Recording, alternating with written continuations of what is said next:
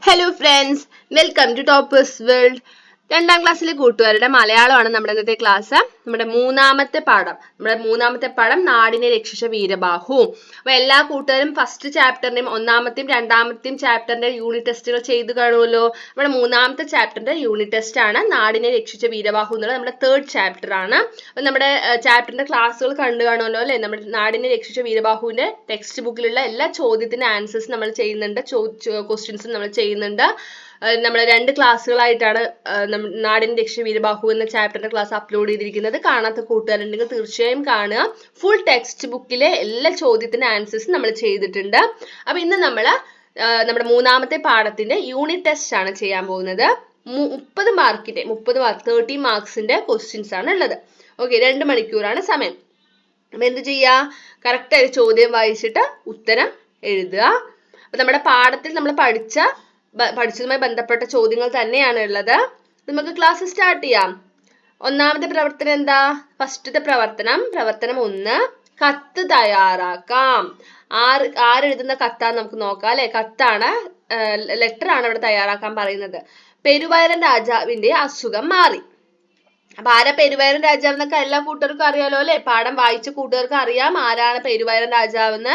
അഥവാ അറിയാത്ത കൂട്ടുകാരുണ്ടെങ്കിൽ വേഗം എന്ത് ചെയ്യുക, ടെക്സ്റ്റ് ബുക്ക് എടുത്ത് വായിച്ചു നോക്കുക, അല്ലെങ്കിൽ നമ്മുടെ ക്ലാസ്സുകൾ എടുത്ത് കണ്ടു നോക്കുക. പെരുവയറൻ രാജാവിന്റെ അസുഖം മാറി. അസുഖം മാറാൻ കാരണം ആരായിരുന്നു? നമ്മുടെ വീരബാഹു അല്ലെ. വൈദ്യനാണ് വീരബാഹു. വീരബാഹു വന്ന് അതിനുള്ള എങ്ങനെ മാറേണ്ടതെന്നുള്ളതൊക്കെ നമ്മൾ ക്ലാസ്സിൽ പറഞ്ഞിരുന്നു. എന്താ ചെയ്തത്, എങ്ങനെയാണ് രാജാവിന്റെ അസുഖം മാറിയെന്നൊക്കെ. അപ്പൊ നമ്മുടെ രാജാവിന്റെ അസുഖമൊക്കെ അങ്ങനെ അവസാനം മാറി. അപ്പൊ നമ്മുടെ രാജാവ് എന്ത് ചെയ്യാണ്? പെരുവയറൻ രാജാവ് തന്റെ അടുത്ത കൂട്ടുകാരനായ കേശവ രാജാവിന് ഒരു കത്ത് എഴുതാൻ തീരുമാനിച്ചു. എന്തെല്ലാം ആയിരിക്കും രാജാവ് കത്തിൽ എഴുതിയിട്ടുണ്ടാവുക? അപ്പൊ രാജാവിന്റെ അസുഖമൊക്കെ മാറി. ഓക്കെ, എന്താണ് നമ്മൾ എന്ത് ലേറ്റ് ചെയ്തിട്ടാണ് നമ്മൾ കത്ത് എഴുതേണ്ടതെന്നാണ് പറയുന്നത്. നമ്മുടെ രാജാവിന് അസുഖം വന്ന് കിടക്കുന്നു അല്ലെ. അങ്ങനെ പല ചികിത്സകൾ ചെയ്തിട്ട് ഒന്നും മാറുന്നില്ല. അവസാനം വീരബാഹു വന്നിട്ടാണ് അസുഖം മാറാനുള്ള വഴി പറഞ്ഞു കൊടുത്തത് അല്ലെ. എന്തെങ്കിലും മരുന്നായിരുന്നു വഴി? അല്ല, പകരം അധ്വാനിക്കുന്നതും അതുപോലെ തന്നെ ശുചിത്വവും ഒക്കെ ബന്ധപ്പെട്ടാണ് നമ്മൾ പറയുന്നത്. അങ്ങനെ അസുഖമൊക്കെ മാറിയപ്പോ രാജാവ് എന്ത് ചെയ്യണം? തന്റെ അടുത്ത കൂട്ടുകാരനായ കേശവ രാജാവിന് ഒരു കത്ത് എഴുതണം. അപ്പൊ കത്തിൽ എന്തെല്ലാം ഉൾപ്പെടുത്തണം? അസുഖം വന്നതും അതിന് അസുഖം മാറാൻ വേണ്ടി അസുഖം കാരണം ബുദ്ധിമുട്ടിയതും, അതുപോലെ തന്നെ അസുഖം എങ്ങനെയാണ് മാറിയത്, ആരാണ് മാറാൻ കാരണമായ വൈദ്യൻ ആരാ, പിന്നെ അസുഖം മാറാൻ വേണ്ടി എന്തൊക്കെയാണ് രാജാവ് ചെയ്തത്, എന്തൊക്കെയാണ്, അങ്ങനെ തുടങ്ങിയ കാര്യങ്ങളെല്ലാം തന്നെ എന്ത് ചെയ്യണം? കത്തിൽ ഉൾപ്പെടുത്തണം. നമ്മുടെ കേശവ അയൽരാജ്യത്തെ നമ്മുടെ പെരുവയറൻ രാജാവിന്റെ അയൽരാജ്യത്തെ സുഹൃത്താണ് കേശവ രാജാവ്. ഓക്കെ, അപ്പൊ കത്താണ് തയ്യാറാക്കേണ്ടത്. 5 മാർക്കിന്റെ ചോദ്യമാണ്. അടുത്തത് 2ാമത്തെ പ്രവർത്തനം അറിയിപ്പ് ബോർഡ്. അറിയിപ്പ് ബോർഡ് എന്തിന്റെ അറിയിപ്പ് ബോർഡാ? പരിസര ശുചിത്വവുമായി ബന്ധപ്പെട്ട ഒരു അറിയിപ്പ് ബോർഡ് തയ്യാറാക്കുക. പരിസര ശുചിത്വവുമായി ബന്ധപ്പെട്ട കുറെ അറിയിപ്പ് ബോർഡുകൾ നമ്മൾ പഠിക്കുന്നുണ്ട്. നമ്മുടെ പാഠത്തിൽ നമ്മൾ കുറെ അറിയിപ്പ് ബോർഡുകൾ പഠിക്കുന്നുണ്ട്. അപ്പൊ ഏതെങ്കിലും പരിസര ശുചിത്വവുമായി ബന്ധപ്പെട്ടതാണ് നമ്മൾ എഴുതേണ്ടത്. ഓക്കെ, 5 മാർക്ക് ക്വസ്റ്റ്യൻ ആണ്. അടുത്തത് പ്രവർത്തനം 3, പട്ടിക പൂർത്തിയാക്കാം. രോഗങ്ങളെ കുറിച്ച് നമ്മൾ പാഠത്തിൽ പഠിക്കുന്നുണ്ട് അല്ലെ. പല രോഗങ്ങളെ കുറിച്ച് നമ്മൾ പഠിക്കുന്നുണ്ട്. പുതിയ കുറെ രോഗങ്ങളുടെ പേരുകളൊക്കെ നിങ്ങൾ പഠിച്ചു കാണും. അപ്പൊ ഇവിടെ നമ്മൾ എന്താ ചെയ്യാൻ പറയുന്നത്? നമ്മൾ രോഗങ്ങളെ തന്നെ നമുക്ക് 2ആയി തരംതിരിച്ചാൽ എങ്ങനെ പറയാൻ പറ്റും? പകരുന്ന രോഗങ്ങളും പകരാത്ത രോഗങ്ങളും. എല്ലാ രോഗങ്ങളും എല്ലാ അസുഖങ്ങളും പകരുന്ന അസുഖമാണോ? അതായത് ഒരാളിൽ നിന്നും വേറൊരാളിലേക്ക് പകരുന്ന അസുഖമാണോ? അല്ല അല്ലെ. നമ്മളിപ്പോ എങ്ങനെ നമുക്ക് പറയാൻ പറ്റും? പല്ലുവേദന വന്നു, നമ്മൾ വേറൊരാളടുത്ത് സംസാരിച്ചതുകൊണ്ട് ആ പല്ലുവേദന അയാൾക്ക് പകരുമോ? ഇല്ല. അപ്പൊ അങ്ങനെ പകരാത്ത അസുഖങ്ങളും ഉണ്ട്, പകരുന്ന അസുഖങ്ങളും ഉണ്ട്. അപ്പൊ അങ്ങനെ നമ്മൾ എന്ത് ചെയ്യണം? ഇവിടെ നമ്മൾ ഓപ്ഷൻ ഒന്നും കൊടുത്തിട്ടില്ല. എന്ത് ചെയ്യണം? എടുത്ത് എഴുതുക അല്ല ചെയ്യേണ്ടത്. പകരം നമ്മൾ പഠിച്ച അസുഖങ്ങളെ എന്ത് ചെയ്യുക? പകരുന്ന രോഗങ്ങളും പകരാത്ത രോഗങ്ങളായിട്ട് തരംതിരിച്ച് എഴുതുകയാണ് ചെയ്യേണ്ടത്. നമ്മുടെ പാഠത്തിൽ നമ്മൾ കുറേ അസുഖങ്ങളെ കുറിച്ച് നമ്മൾ പഠിക്കുന്നുണ്ട്. അപ്പൊ എന്ത് ചെയ്യണം? ഇവിടെ പകരുന്ന രോഗങ്ങൾ എന്നുള്ള കോളത്തിൽ നമ്മൾ എന്ത് ചെയ്യണം? പകരുന്ന രോഗങ്ങൾ അല്ലെ, ഒരാളിൽ നിന്ന് വേറൊരാളിലേക്ക് പകരുന്ന അസുഖങ്ങളുടെ പേര് ഇവിടെ എഴുതുക.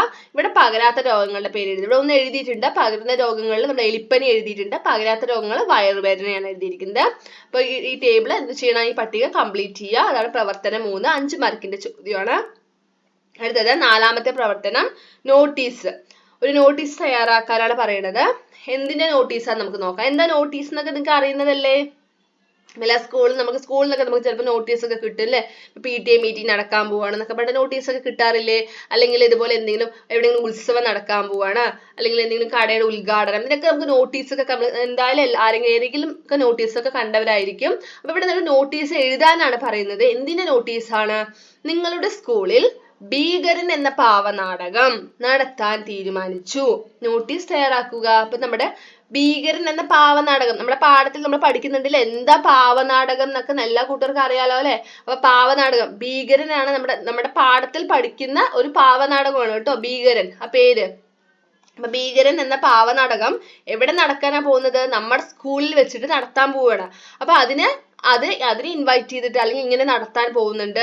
എവിടെ? നമ്മുടെ സ്കൂളിൽ വെച്ചിട്ടാണ്. അതുപോലെ തന്നെ സമയം ഏതാണ്, ഏത് തീയതിയിലാണ് നടത്താൻ പോകുന്നത് എന്ന് ബാക്കിയുള്ളവരെയൊക്കെ ഇൻവൈറ്റ് ചെയ്തിട്ട് നമ്മൾ എന്ത് ചെയ്യണം? എല്ലാവരും വരണം എന്നൊക്കെ പറഞ്ഞിട്ടുള്ള ഒരു നോട്ടീസാണ് തയ്യാറാക്കേണ്ടത്.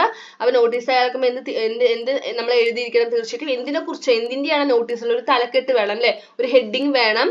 പിന്നെന്താണ്? നമ്മൾ തീയതിയും അതുപോലെ തന്നെ ഡേറ്റും സമയമൊന്നും അല്ല അതുപോലെ തന്നെ സ്ഥലം എവിടെയാണ് നമ്മൾ എഴുതുന്ന സമയത്ത് എന്റെ സ്കൂളിൽ വെച്ച് നടത്താൻ പോകുന്നു അങ്ങനെ എഴുതരുത്. അത് എവിടെയാണെന്നും കൂടെ വേണം. അതായത് ആ സ്കൂളിലെ പേരാണ് അവിടെ എഴുതേണ്ടത്. അല്ലെ എന്റെ സ്കൂളിൽ വെച്ച് എന്ന് പറഞ്ഞിട്ട് നമുക്ക് ഒരാൾക്ക് കൊടുത്തു കഴിഞ്ഞാൽ അയാൾക്ക് അറിയാൻ പറ്റുമോ അത് എവിടെയാണ് നടക്കാൻ പോകുന്നത്, ഏത് സ്കൂളിൽ നിന്ന് അല്ല അല്ലെ? അപ്പൊ ആ സ്കൂളിൽ എവിടെ വെച്ചാണ് നടത്താൻ പോകുന്നത് സ്കൂളിലെ പേര് എഴുതണം. അപ്പൊ ഇതെല്ലാം ഉൾപ്പെടെയാണ് നമ്മൾ എന്ത് ചെയ്യേണ്ടത്? നോട്ടീസ് തയ്യാറാക്കേണ്ടത്. പിന്നെ എന്താ അവിടെ നടത്താൻ പോകുന്നത്? പാവനാടകമാണ് അല്ലെ? ഭീകരൻ എന്ന പാവനാടകമാണ് നടത്താൻ പോകുന്നത്. അപ്പൊ അതെല്ലാം ഉൾപ്പെടുത്തി എഴുതിയിട്ട് നമ്മൾ എന്ത് ചെയ്യണം? ഒരു നോട്ടീസ് ആണ് തയ്യാറാക്കേണ്ടത്. ഓക്കെ, 5 മാർക്കിന്റെ ചോദ്യമാണ്. അടുത്തത് പ്രവർത്തനം 5 ഡയറിയാണ്. ഡയറി. അപ്പൊ ഡയറി എഴുതാൻ എല്ലാ കൂട്ടർക്കും അറിയാലോ അല്ലെ? എങ്ങനെ ഡയറി എഴുതുന്ന ആൾക്കാരുണ്ടാവുമല്ലോ അല്ലെ? അപ്പൊ ഇവിടെ നമ്മൾ ഡയറി എഴുതുന്നത് ആരാന്ന് നോക്കാം. നമ്മുടെ പെരുവരൻ രാജാവാണോ? അല്ല. പെരുവരൻ രാജാവിന്റെ അസുഖം പൂർണ്ണമായി മാറി. അദ്ദേഹം വീരബാഹുവിനെ വിളിച്ചു വരുത്തി. ആരാ വീരബാഹു? രാജാവിന്റെ അസുഖം മാറാൻ കാരണമായ വൈദ്യനാണ് അല്ലെ? വീരബാഹുവിനെ ഒരുപാട് അഭിനന്ദിച്ചു. അതായത് അദ്ദേഹം പറഞ്ഞ പോലെ എന്ത് പാലിച്ചു? നമ്മുടെ രാജാവ് അധ്വാനിക്കാൻ തുടങ്ങി, ശരീരം അനങ്ങി അധ്വാനിക്കാനും അതുപോലെ ശുചിത്വ ശീലങ്ങളൊക്കെ പാലിക്കാൻ തുടങ്ങി, വ്യക്തി ശുചിത്വമൊക്കെ പാലിക്കാൻ തുടങ്ങി. അങ്ങനെയാണ് അദ്ദേഹത്തിന്റെ അസുഖം മാറിയത്. അല്ലാതെ പ്രത്യേകിച്ച് വേറെ മരുന്ന് കൊടുത്ത് അങ്ങനെയല്ല. പകരം എന്താ ചെയ്തു? അതോടൊപ്പം തന്നെ മരുന്ന് മാത്രമല്ല, അതോടൊപ്പം തന്നെ അധ്വാനിക്കാനും തുടങ്ങി. അങ്ങനെയാണ് എന്ത് ചെയ്തത്? അദ്ദേഹത്തിന്റെ അസുഖം മാറിയത്. അതിന് അഭിനന്ദിച്ചുകൊണ്ട് വീരബാഹുവിനെ അദ്ദേഹം എന്ത് ചെയ്തു? ഒരുപാട് അഭിനന്ദിച്ചു രാജാവ്. നാട്ടിലാകെ പകരുന്ന അസുഖങ്ങളെ കുറിച്ചും സംസാരിച്ചു. അപ്പൊ നമ്മുടെ നാട്ടില് അദ്ദേഹത്തിന്റെ രാജ്യത്ത് പടരുന്ന അസുഖങ്ങൾ ഒരുപാട് കൂടാൻ തുടങ്ങി. അപ്പൊ അതിനെ കുറിച്ചൊക്കെ അദ്ദേഹത്തിന്റെ അദ്ദേഹം ആ കാര്യങ്ങളെല്ലാം തന്നെ വീരബാഹുവിനോട് സംസാരിച്ചു. അപ്പൊ അതിനായുള്ള പരിഹാരം വീരബാഹു പറഞ്ഞു കൊടുത്തു. അതെങ്ങനെ നമുക്ക് ആ അസുഖങ്ങളെ കൺട്രോൾ ചെയ്യാം, ആ അസുഖങ്ങൾ ഇല്ലാതാക്കാം, അതിനെക്കുറിച്ചും നമ്മുടെ വീരബാഹു രാജാവിന് പറഞ്ഞു കൊടുത്തു. അങ്ങനെ വളരെ സന്തോഷത്തോടു കൂടെ വീരബാഹു തിരിച്ച് വീട്ടിലെത്തി. അങ്ങനെ അന്നേ ദിവസം രാത്രിയിൽ വീരബാഹു ഡയറി എഴുതുകയാണ്. വീരബാഹുവിന്റെ ഡയറിയിൽ ഇപ്പൊ എന്തൊക്കെയായിരിക്കും? അന്നേ ദിവസത്തെ ഡയറിയാണ്, വീരബാഹുവിന്റെ ഡയറിയാണ് എഴുതേണ്ടത്. അതായത് രാജാവിനെ കണ്ട ദിവസം. രാജാവിനെ കണ്ടതല്ല, രാജാവ് അസുഖം മാറിയതിനെ അഭിനന്ദിച്ച് നാട്ടിലെ അസുഖങ്ങളെ കുറിച്ചൊക്കെ പറഞ്ഞതും അതിന് പരിഹാരം പറയുകയൊക്കെ ചെയ്ത് തിരിച്ചു വന്നു. വീരബാഹു വീട്ടിലേക്ക് തിരിച്ചു വന്നു. എന്നിട്ട് അന്നേ ദിവസത്തെ ഡയറിയാണ്, വീരബാഹുവിന്റെ ഡയറിയാണ് ഇവിടെ എഴുതേണ്ടത്. ഓക്കെ, അപ്പൊ ഇത് 5 മാർക്കിന്റെ ചോദ്യമാണ്. അടുത്തത് ലാസ്റ്റ് പ്രവർത്തനമാണ്. നമ്മുടെ 6 പ്രവർത്തനങ്ങളാണ് നമ്മുടെ ഇന്നത്തെ യൂണിറ്റ് ടെസ്റ്റിൽ ഉള്ളത്. 6ാമത്തെ പ്രവർത്തനം ശുചിത്വ ശീലങ്ങൾ എഴുതുക. നമ്മൾ ഒരുപാട് ശുചിത്വ ശീലങ്ങളെ കുറിച്ച് നമ്മുടെ പാഠത്തിൽ നമ്മൾ പഠിക്കുന്നുണ്ട് അല്ലെ? അപ്പൊ ഏതെങ്കിലും ഒരു 5 ശുചിത്വ ശീലങ്ങളെ കുറിച്ച് എഴുതുക. ഓക്കെ, 5 ശുചിത്വ ശീലങ്ങളാണ് ഇവിടെ എഴുതേണ്ടത്. ഇതാണ് നമ്മുടെ 6ാമത്തെ പ്രവർത്തനം. 5 മാർക്കിന്റെ ചോദ്യമാണ്. വളരെ എളുപ്പമായിട്ടുള്ള വളരെ എളുപ്പത്തിൽ നമുക്ക് എഴുതാൻ പറ്റുന്ന കുറച്ച് ചോദ്യങ്ങളാണ് ഇവിടെ ഉൾപ്പെടുത്തിയിരിക്കുന്നത് അല്ലെ?